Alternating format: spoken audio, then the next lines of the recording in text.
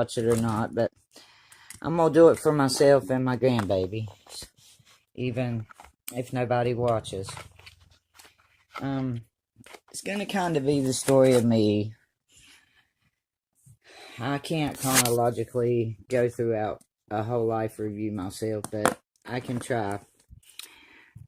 And this way, maybe I won't go over the same things so many times. But, maybe this will help someone. This is my story. This is true. None of these things are made up. They are what I believe to be true. I'm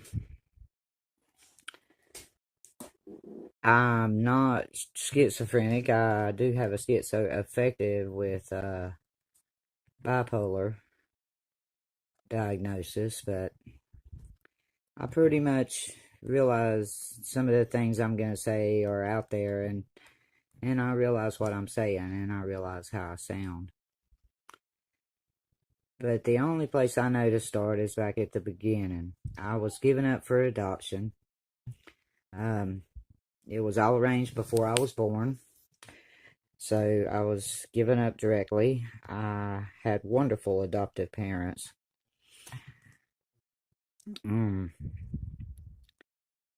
I guess I started out as any other baby would. According to my records that I was able to access legally, I died a couple times when, before I was adopted out. My parents got me at 5 months old, so the first 5 months of my life I died a few times.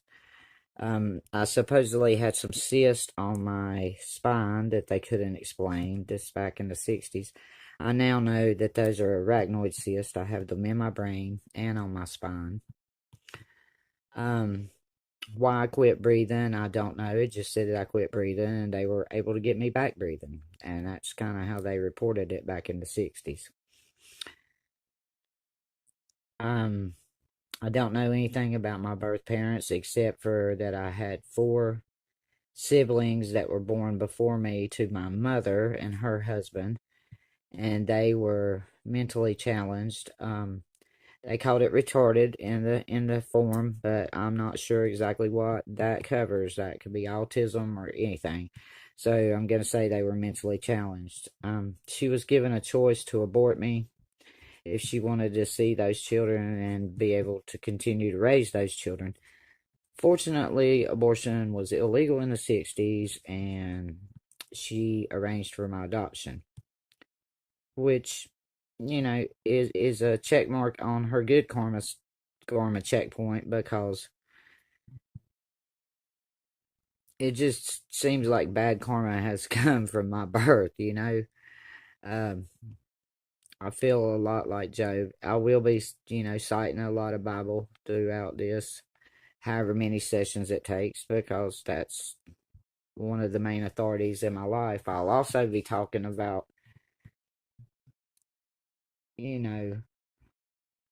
what man's done with that, and how he's used that fear of God to control us, and how it took me all these years to realize it, and how it's still really hard to let go.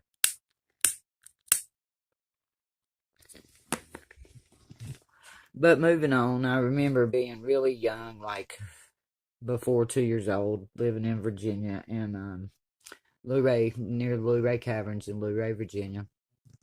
I remember getting my first cat. His name was Tinker.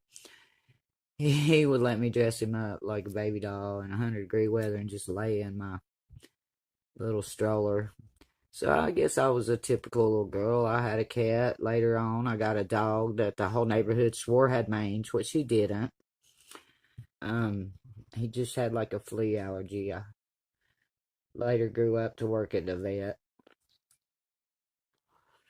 But when I look back at what I've actually done in my life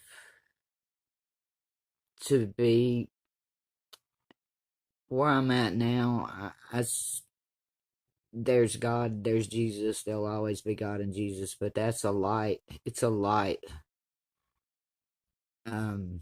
scenario. When we leave here, we're going to be in the positive or the negative. You're either vibrating in a dense, low vibration or a high vibration, and you got to have light to go to the ultimate light, which is God. And so I'm just taking a morbid look at my life to see, do I really not have light like they're telling me? Because I went in this morning feeling, like I had raised my vibration, not super stellar, but I felt like I'd made some progress in the last few weeks. And it was shot down quickly, but that's something else I've got to overcome, is not listening to the negative. I've got to learn to keep going forward no matter what's said or what's done or what comes against me, because trust me, a lot is coming against me. As we're going to be learning in some of the lives, we're going to be going over a lot of these entities. And it may seem that we're giving them glory or credence by doing that, but we're not. I'm just going to identify the enemies in my life, and a lot of that involves darkness. I found out I was adopted because my cousin, who was about a year older than me, she was like 4, I was like 3. We were at a family reunion, and I'd always felt out of place with these people. They were prominent people and had a prominent name and very involved in the community, and had that fake smile on all the time, and gave to every charity that they seen fit, and warmed a church pew every week. They were the Christians in my life at this point. Was my first exposure to, I guess, unfairness, the unfairness that the world would later deal to me. My mother and my Aunt Betty were arguing. My mother was crying, and I overheard her say, "She'll never be one of us." I thought they were talking about me, but I wasn't sure. But my cousin made sure to clear that up for me by telling me that my mother wasn't my mother. Aunt Sally wasn't my mother. That my mother had thrown me in the trash, and that Aunt Sally had rescued me from the dumpster. So I didn't even still grasp what this meant. So when I asked my mom, I got told I was adopted. They weren't really my parents. And that did something to me. But I still loved them. I had the best parents.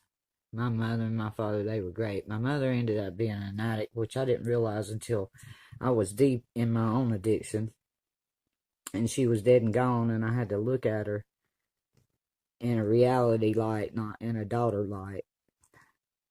And it woke me up to some things. But they done the best they could. They were a little over strict. A lot of things I did do because I absolutely was forbidden. And it's those things that were forbidden that we go after the most. And I always blamed it on being an Aries, but I can't really even blame it on that. But the things we want, we can't have. And those are the things that we pursue the hardest, it seems like. Well, my mother was sick during my childhood, suffering sick, out of her mind a lot of times, which I didn't realize. I thought it was just the pain. She said a lot of crazy things to me. I took them to heart and never forgot them. But she done her best to turn me into a little lady, which just didn't really work out. The patent leather shoes and the tights and stuff, I couldn't stand it. The little dresses and looking cute. I wanted to play. I just wanted to play like a kid. I just really wanted to play. And I did. I started playing with older kids because that's what was around now. I had always seen ghosts and always had nightmares, but I didn't realize that you could control these things, that dead people were on another side of a veil, as they called it. And I began to go to church. Real strict, like, if there is such a thing as a strict Southern Baptist. And, they were mountain people, or people were. And, Catholic, we had Catholic, and I went to a lot of Catholic masses. And I just never felt right there either. And actually, I felt something there that I really didn't want to be part of. at a very, very young, early age, and was allowed to make my own choice and ride a bus to church. So I went to Mount Beulah Baptist Church, rode the bus. They had a great kids program. I loved it. But they had a hellfire and brimstone preacher, and I was about 8 years old, and I really felt that that's how you were supposed to go to preaching, that they were supposed to scream and holler, and people were supposed to holler out. And even though it was traditionally a Southern Baptist church, they said amen out loud and stuff, and I appreciated that as a young child. They did a series on Revelations and brought the kids in, let us sit up in the balcony for it, and that's the first time I walked the aisle when I was around 8 years old during the Revelations, talking about the tribulation, who was going to be left here, and how you still had a chance when you got left here, but you had to fight the devil and you had to win. And I remember walking that aisle and telling Preacher Jerry Lefko, I said, Preacher, I don't want to go to hell. I want to go to heaven. I want to be in Jesus' army. I want to be a soldier in this army. He led me through the Lord's Prayer, set up a date for me to be baptized. But the Revelation series continues for a few more weeks, and every week I watch that out. And I remember him pulling me to the side and he said, you don't gotta watch it every week. You're saved. You asked and now you're saved. But I remember thinking, but I done this and I done that through the week. So, I need to be saved again. And I was told, no, once saved, always saved. So I believed him. I had no reason to not believe him. He hadn't lied to me. He didn't lie about Santa Claus or the Easter Bunny or nothing. He preached Jesus and he didn't apologize for it. So I trusted him. So I just went on through life being a kid. Got up time, where I should be liking boys, and I didn't like boys. I was still fighting with them. They were still fighting with me. All the ones I growed up around, we just didn't like each other. And except for one. There was one, and that was my crush. But I never told anybody. I never even told him. I remember he got about 16, 17, married a stripper, and broke my heart. And I still didn't tell anybody because I didn't want anybody to know I'd failed at making him like me. We didn't get along. We fought all the time. We ended up being great, great friends after we were grown. But it just wasn't there. But there was something about him. And maybe he was part of my soul family. Maybe he was in my past life. But after I found out that my mother and father wasn't mine, I was always wondering who was. Every time I went to my aunt and uncles who didn't have any children, and they'd bring us all over there, me and my cousins, and show us a good time, but they'd always send us back home, and I began to wonder, are they my parents, and they're just bringing me over here to make me think they're my aunt and uncle. I remember asking my daddy one time, and I remember it really hurt his feelings that I asked him out. But I all the time was asking them, do you know anything? And they swore they didn't. So I grew up not knowing. I loved my mom and daddy, but I had that hole and that not knowing who was my parents and who would bring me in this world and give me away. I just, even as a child, didn't understand that. I just didn't understand. I still don't. I don't understand abortion, although I can't judge anybody, but I don't understand it. I don't understand any of it, a lot of it. But I remember I was about 11 years old and I smoked my first joint. And oh, that was a big deal. I thought my mom was gonna kill me. She was gonna send me away to prison. I mean, she called the school. I mean, it was a big deal. It turned into a big deal. Um, but I had already been doing pills before that. When I had pain, the doctor would give me pain pills. They told me I had a bone and disc disease and I would be breaking bones my whole life and always be in pain. And they just pretty much kept me out of pain at a very young age. I didn't realize it at the time.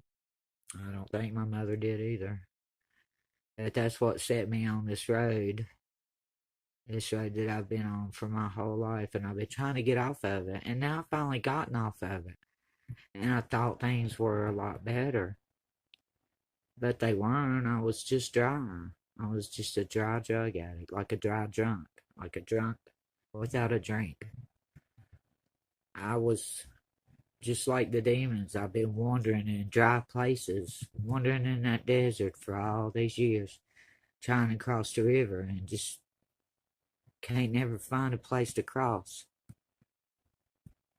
And when I do seem to get about halfway across, the river and everything turns against me, and I get thrown back. It's always been that way.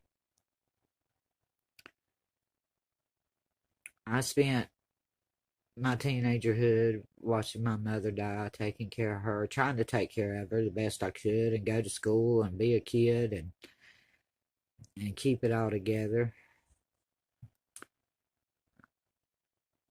I don't know that I really done a lot wrong.